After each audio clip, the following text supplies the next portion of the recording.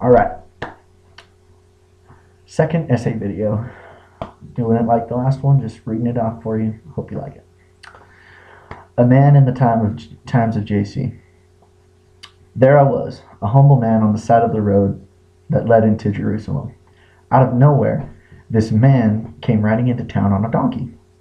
I didn't think much of it until I noticed a multitude of people were laying out clothes and branches from trees out on the road before the donkey and like chanting something. Befuddled, I asked my friend Mason, "Who is this guy?" The multitude of people answered my question before Mason could. "This is Jesus, the prophet from Nazareth of Galilee," they exclaimed. I still didn't know what the big deal was, so I decided to follow him into town. The man they called Jesus entered the temple of God, which seemed normal to me.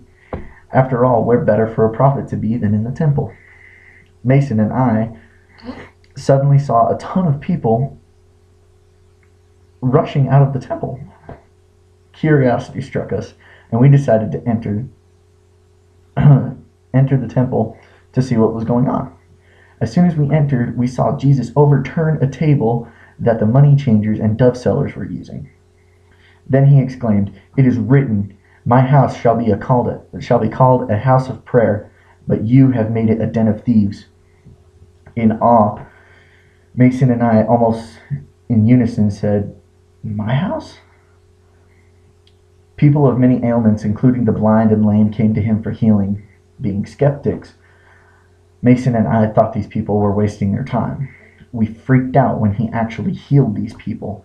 Some he laid hands on, and others he practically just looked at them to heal them.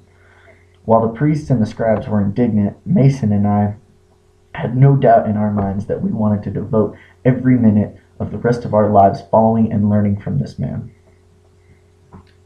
That's the story. While this story is purely fictional, I think it would have been awesome to be there and witness Jesus' miracles firsthand.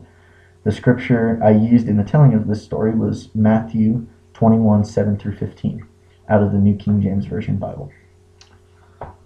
Hope you liked it, Dag.